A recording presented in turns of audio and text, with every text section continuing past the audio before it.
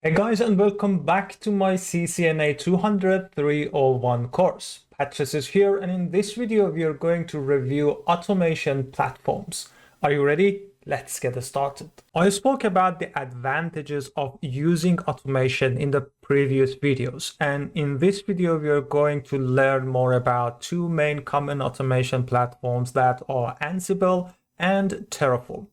Let's start with Ansible. Ansible is an open source configuration management tool that has been founded in 2012, and Red Hat company bought it back in October 2015. At the moment, there are versions for free. You can use it for free, and also there are paid versions that you can get Red Hat support on your platform as well. Ansible has a lot of benefits, and if we want to name a few, the first one is Ansible is agentless, and in contrast to platforms like Puppet or Chef, you don't have to install any agent on remote devices that you want to manage through Ansible. And so if we don't have an agent, how we're going to manage those devices? We can use SSH or API to connect to those devices. And for SSH is either SSH or using netconf if you prefer to. The third advantage of Ansible is multi-vendor support. So you can manage a lot of different vendors through a single pane of glass.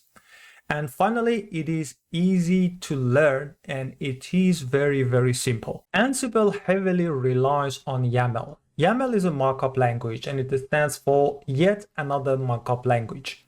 And this is a sample YAML file. And as you can see, it starts with 3 dashes, although it is optional to use that 3 dashes or not. And also, it is very human readable. And with a quick look at this snippet, you can figure out, okay, this code is going to set a description on interface gigabit Ethernet 101. Ansible has multiple components, but in my view, the three main ones are playbooks, inventory, and templates.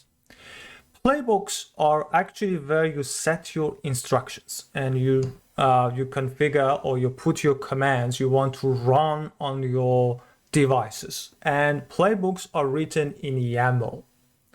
Inventory is where you configure your device's lists and actually you tell Ansible where you want to run the playbook you have written for a specific purpose.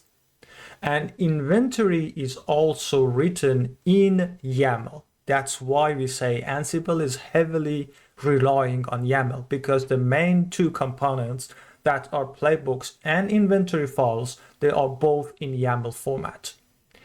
To be able to templatizing the configuration to avoid putting, like the previous snippet you saw that, we mentioned interface gigabit 101, but that is actually hard coding a specific interface. But if you want to templatizing the interfaces to go through multiple interfaces through a single snippet, we're using templates in Ansible.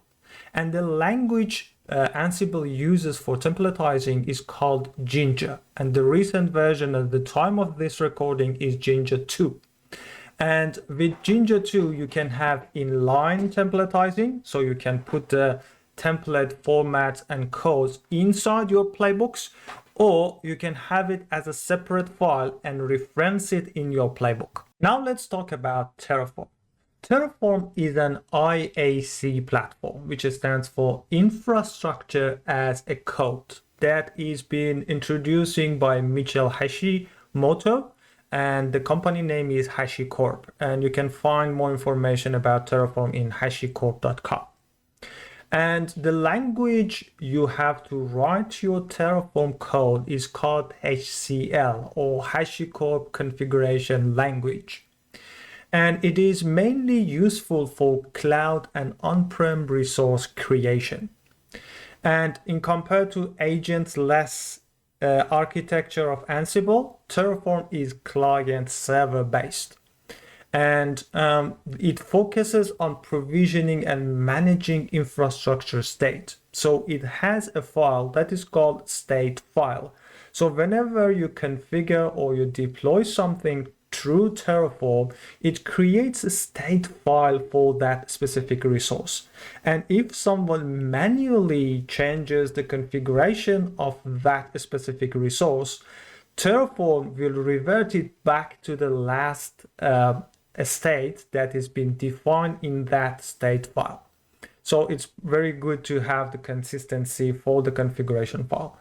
If you want to compare Terraform to Ansible, there is very famous quote, and that says that Terraform is the main tool to build a house, or you can build a house with Terraform, and you can decorate it with Ansible. So basically, Terraform is good for resource creation, especially in cloud services like Azure, Google Cloud, AWS, etc., etc.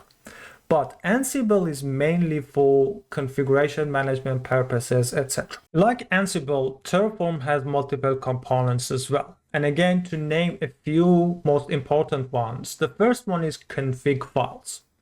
Basically, Terraform is a declarative platform, which means that in the configuration files, you mention your desired state.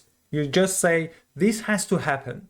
And the codes that need to be implemented to get to that desired state is generated by system. So you don't have to generate the codes. You just mention what you are after, and the rest is with the system.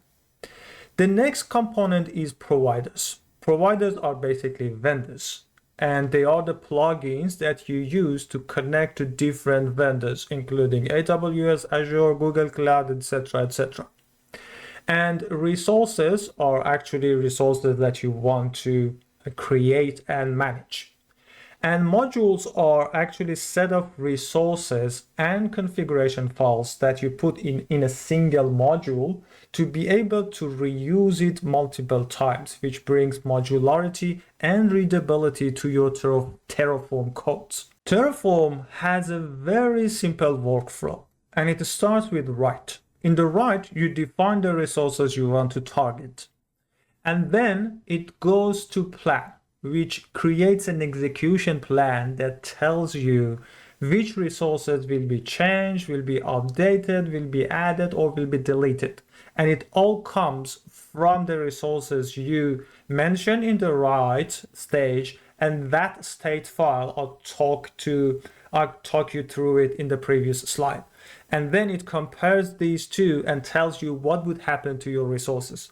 This will be created, this will be deleted, this will be updated, and this will remain unchanged, or a combination of all of these. And then if you're okay with those changes, you need to approve this execution plan. And once you approve this execution plan, you go to the apply stage, and those changes will be applied to your resources. All right, guys, this was our today's video. In today's video, we covered exam topic 6.6, recognize the capabilities of configuration management mechanisms such as Ansible and Terraform. And in the upcoming video, I'll be talking about artificial intelligence, or AI. I wish you enjoyed today's video, and see you in the next ones.